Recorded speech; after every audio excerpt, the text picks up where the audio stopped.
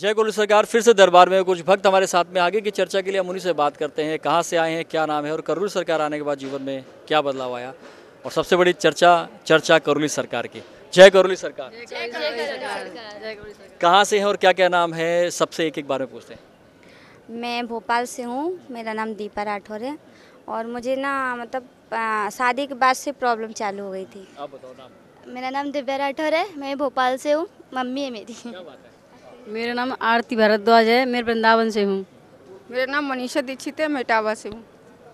रंजना कुशवाहा, मिर्जापुर। सारे भक्त आए हैं, ये दीक्षित भक्त हैं, इनमें कोई भी जिन्होंने दीक्षा सबने ले ली या कोई रह गया? अच्छा, पुरानी कहावत, पुरानी चीज़ हमारी जो पहला सबसे पहले क्वेश्चन है कि जीवन में क्या चल रहा था करोली सरकार आने से पहले?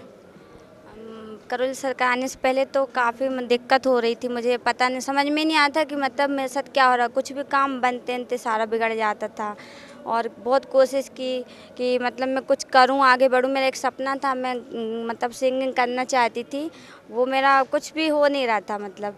और अभी जैसे मतलब दरबार की वीडियो जैसे मैंने देखना चालू किए तो पता नहीं क्या हो रहा, आँख बाहर निकल जाती, यूँ कुछ भी करने लगती, मुझे समझ में नहीं आता मेरे साथ हो क्या रहा है। लेकिन मुझे ये मालूम था कि मुझे कुछ मिल गया ऐसा जहाँ से मेरा सब कुछ अच्छा होने वाला है अब। क्योंकि पहले ना बस भोलेनाथ से बस मैं बाबा जी से ये प्रार्थना करती थी कि कोई तो ऐसा होगा जहाँ पे। अच्छा, सिंगिंग की हम लोग बात करते हैं, क्या सिंगिंग की वजह से आई थी या वो कौन सा वस्ट था? क्योंकि हम लोग बात कर रहे हैं आज उस चीज़ को ख़त्म करने के लिए, जड़ से ख़त्म करेंगे, उस स्मृति को निकालेंगे। क्या वो सिंगिंग थी या कोई और चीज़ थी? जो थी उसको हम बात करते हैं। हाँ, वो हमारे साथ बहुत प्रॉब्लम होती थी, अपने आप भी पेश ही आती थी मुझे, और इन लोगों को मार देना, कुछ भी कर देना। और मुझे कुछ समझ में नहीं, मुझे लगता था कि मैं कुछ सोचती हूँ कर कुछ देती हूँ, और कहीं जाना होता है कहीं चली जाती हूँ। तो मुझे ऐसा कुछ समझ में नहीं आया था कि मेरा ये सब कुछ ठीक कहाँ से हो। क्योंकि मैं बहुत जगह गई भी हूँ, सबने पैसे भी लिए हैं और बोला भी है कि ठीक हो जाएगा ये वो, और कुछ नहीं हुआ। पर मेरी आस्था भगवान के पास से ऐसे उठ गई थी, मैंने बोला अब कुछ नहीं हो सकता, सब लूटपाट है, कुछ भी नहीं है। ऐसा कोई स्थान नहीं है जहाँ पे पैसा नहीं लिया जाता हो और पैसे लेने के बाद भी कुछ नहीं होता। तो मैंने बोला कि अब तो मैं आपको जो करना हो वो कर लेना, मारना हो तो मार दो, जिंदा रखना तो जिंदा रख लो। पूरा उनकी शरण में भोलेनाथ से बोल दिया कि आप ही भूत प्रेत नाश जो भी आप करते हो वही आप ही करते हो। अब आपको मारना हो तो मार डालो, जो कुछ मेरे साथ हो रहा हो जाने दो। और आपको बुलाना हो तो ऐसे दरबार में ऐसी जगह बुलाना जहाँ पे कोई लालच नहीं हो, सच बोला जाता हो। और मुझे सच बोलना पसंद था, मैं सच का ही साथ दिया जाता हो। तो बस मुझे बाबा जी ने दरबार बुला लिया कैसे भी। मम्मा बदलाव देख रही है? हाँ, बहुत ज़्यादा, बहुत ज़्यादा। पहले उनको कभी पेशी आ जाती थी, कभी भी मतलब कुछ भी बोल देती थी, हम लोगों से ही लड़ लेती थी, हमें मार देती थी। अब तो बहुत ज़्यादा अच्छा है, उनका नेचर भी पहले से बहुत सही हो गया है अभी, ऐसा है। वृंदावन की भूमि, पवित्र भूमि, देवों की भूमि से आ गई हैं, करोली सरकार की भूमि कैसी लगती है? बहुत आनंद आता है यहाँ पे तो। बाबा आई लव यू बाबा, आई मिस यू बाबा। माता बाबा आपके लिए कोटि कोटि बारंबार धन्यवाद आपके लिए। कितने महीनों से जुड़ी हो और क्या चल रहा था जीवन? 2 साल हो गए मुझे। मैं समस्या तो मेरी बहुत चल रही थी, मतलब जैसे मेरी शादी हुई थी तो इतनी पेशी वगैरह और जगह जगह जाना, पैसा खर्च करना, कुछ नहीं होता था, बर्बादी बर्बादी। और एक तांत्रिक आया था, मतलब उसने तो बहुत गंदा खेल खेला था, वहाँ पे शमशान ले गया था हमको रात को 12 बजे, नग्न अवस्था में स्नान करवाया। मुझे तो होश नहीं था कुछ, मेरे पेशी वगैरह पता नहीं कुछ कर दिया था उसने, मुझे तो कुछ होश नहीं था। मतलब मुझे मारने के लिए, मेरे पति को मिला के ये था कि अपने जीवन को ठीक करने के लिए तांत्रिक ने जो जो भी किया वो आपने करा किया, मतलब बहुत कुछ किया, मगर उसने उल्टा कर दिया सब कुछ। और ज़्यादा बवंडा होने लग गया घर में, मार पीट, कभी कोई फांसी लगा रहा है, कोई छत से कूद रहा है, ऐसे सब होने लग गया घर में। मतलब फिर जैसे वृंदावन में चामुंडा मैया आए तो वहाँ पे पंडित जी मिले एक, उन्होंने फिर पता बताया था यहाँ का। फिर हमने वीडियो देखा था तो उसी दिन बाबा के पास में आ गए हम। हाँ, और फिर झूठ बोल के लाए थे ना हमको तो। कौन? हस्बैंड? हाँ, जो कह रहे थे दूसरी जगह चल रहे हैं, क्योंकि मैं तो बहुत चाहती थी बाबा को। और जिस दिन बाबा के पास आ रहे थे ना, तो मेरे हाथ में पुस्तक दे दी थी, कोई चीज़ थी मेरे ऊपर पता नहीं क्या, उसने ओम नमः शिवाय, ओम नमः शिवाय क्या क्या जाप लिख दिए। और मतलब वातावरण जब मैंने कभी देखा नहीं था वो सब दिखने लग गया मुझे। यमुना मैया, वो गंगा जी हैं जो, वो मेरे घर में पूरा शुद्ध कर दिया मेरे घर को। और ओम नमः शिवाय नहीं होते ओम, पूरे मतलब दरबार में छाने लग गया। हम लोग चर्चा बाबा की कर रहे हैं, बाबा से जुड़े कुछ संस्मरण में करते हैं। जब बाबा जब दरबार से जुड़ती है तो क्या क्या फील होता है, कैसा कैसा लगता है, उसकी शुरुआत करते हैं, बताओ जरा आप। बहुत अच्छा लगता है बाबा से जुड़ कर, तो समझ लो कि मेरे पास में शब्द नहीं है, इतना आनंद आया कि बहुत ज़्यादा। जब 9 हवन किए, ब्लैक मैजिक किए, स्मृति चिकित्सा कराई, तब और आज दीक्षा लेची है, इसमें क्या डिफरेंस है? नहीं, मैंने नमन किए थे। हाँ, तो बाबा ने 2 महीने और 9 दिन में मुझे 6 हवन का पुण्य मिल गया था। तब 3 हवन करने पड़े आपको? हाँ, वैसे मैं 10 हवन कर चुकी हूँ। आपको मुझे भी पुण्य दिए थे हवन के। कितने? मैंने मतलब 5 हवन। पहले तो मतलब हमारे पास पैसा भी नहीं था, मैं बहुत परेशान थी।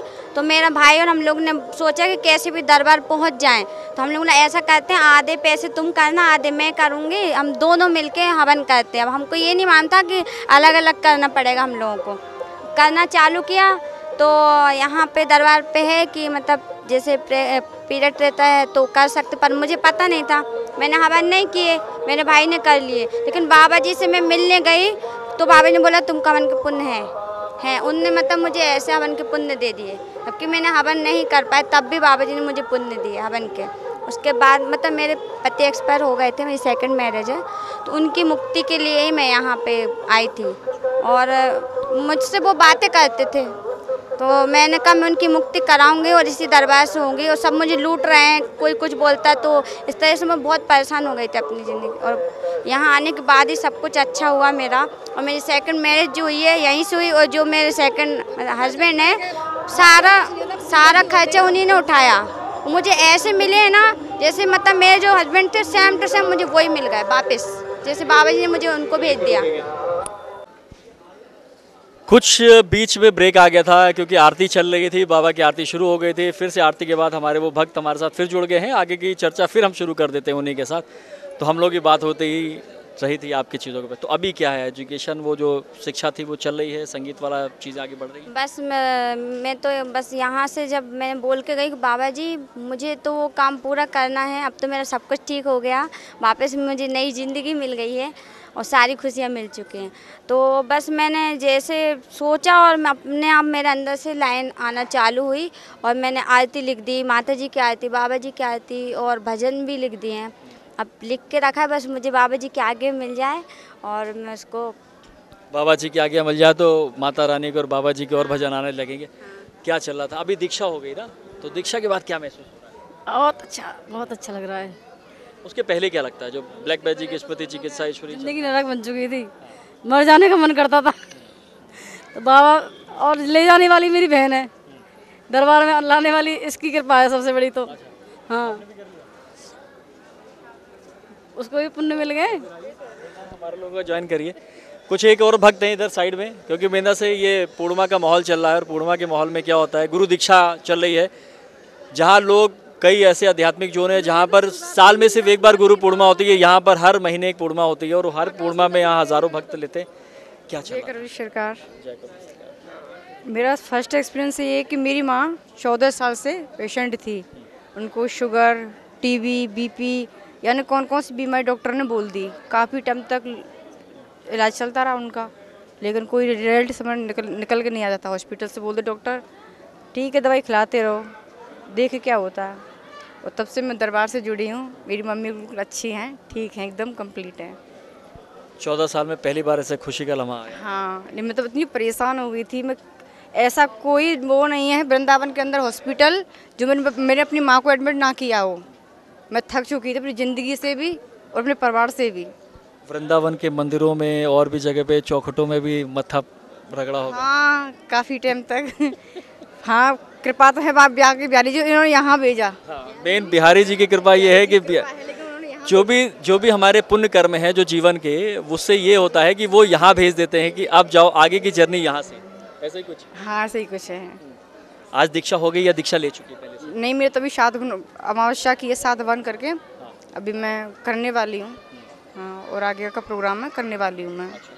लेकिन इस दरबार जैसा ना तो है ना कभी हो सकता है। इस कलयुग में ये समझ लो, इस कलयुग में ये स्वर्ग है, ये समझ लो। यहाँ क्या क्या अच्छा लगता है, लगता क्या क्या अच्छा है? यहाँ पे पुनर्जन्म होता है। हमारा ये इसमें हमारा तो दोबारा पुनर्जन्म ही हुआ है। हमारा तो ये पता नहीं था कि आज से 2 साल पहले कि हमारे घर में कौन बचने वाला है, कौन मरने वाला है। ये स्थिति थी मेरे घर की। मेरी 2 बहनें ये हैं और इनसे बड़ी, और मेरी माँ को इतना ब्लड चलता था मुंह से और मतलब और जगह से कि मैं बता नहीं सकती। मैं घबराती, पूरी अकेली पड़ गई थी मैं, किस किस को संभालूँ मैं।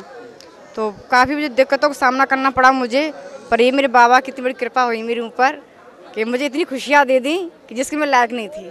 फटाफट बोल दीजिए जो बाबा को आज तक गुरुजी को नहीं बोला। वी लव यू बाबा। क्या बात है। आइए, और भी लोग हैं दीक्षा वाले, ये भाई साहब हैं, आप भी कहना। बिल्कुल आइए, बिल्कुल आइए, आप ही लोगों के लिए है, बताइए। करौली सरकार की जय। कहाँ से हैं और क्या नाम है? हम रंजना हैं, रंजना सिंह हैं। हम कानपुर अकबरपुर देहात से हैं। शायद पृथ्वी में पहली बार कुछ मतलब अच्छा है, देखने लायक है। मैं कभी किसी का विश्वास नहीं करती थी। पृथ्वी में उन कौन सी गंदी जगह हैं जहाँ आप गई थी? मैं तो कहीं नहीं गई। मैं ना साधु को जानती तो ना संतों अच्छा को कैसे, जानती। अच्छा कैसे बोल सकती हैं? अच्छा इसलिए बोल सकते हैं कि अंदर से जब आत्मा बोलती है ना, दिमाग कुछ बोलता है पर आत्मा जो बोलती है तो आत्मा सही बोलती है। तो आत्मा कुछ अजीब ही बोल रही है कि पृथ्वी में अगर कुछ अब अच्छा हुआ है तो करौली सरकार में हुआ है, गुरु जी से हुआ है और संतोष जी बाबा से हुआ है। अच्छा, चल क्या रहे थे जीवन में, चल क्या रहा था? वो वर्स्ट चीज बता दो जिसलिए आप करौली सरकार आ गई। नहीं, उसको गुप्त ही रखना चाहिए। वो गुप्त है, कुछ ऐसा है जो नहीं बता सकते? नहीं बता सकते हैं। आत्मा की बात परमात्मा तक पहुंच जाती है। यहाँ पर सब रोते हुए आते हैं और हंसते हुए जाते हैं। जीवन में इतने कष्ट लेकर आते हो और जब जहाँ पे सब खत्म हो जाता है और नई जीवन शुरू हो जाता है, नई जर्नी शुरू हो जाती हाँ, बस यही है। दीक्षा ले ली आज आपने? आज हमने दीक्षा ले ली है और बड़ा खुश है। मेरा मन इतना हो रहा था, मुझे ऐसा लग रहा था कि अरे बाबा जी कैसे आए, कितने धक्के खाए, लेकिन हम आ गए। आपने बुलाया, हम पेश हो गए। अच्छा, जीवन में जब यहाँ पर आते हैं, करौली सरकार एक बहुत पुरानी चीज़ है ये कि जब यहाँ आते हैं तो बड़े झटके लगते हैं, बड़े धक्के लगते हैं, बड़ी रोक लगती है, आ नहीं पाते हैं, लोग रोकते हैं, वो क्या हुआ? वो तो मेरे को कभी कुछ नहीं है, नहीं मुझे कभी इन सब चीज़ों का अनुभव है और बस बाकी सब तो ठीक ही है। बाबा जी हैं तो सब ठीक है। आपका कोई सवाल हो जो आप गुरुजी से जानना चाहते हैं या कोई जानकारी चाहते हैं तो कृपया इस नंबर पर व्हाट्सएप करें।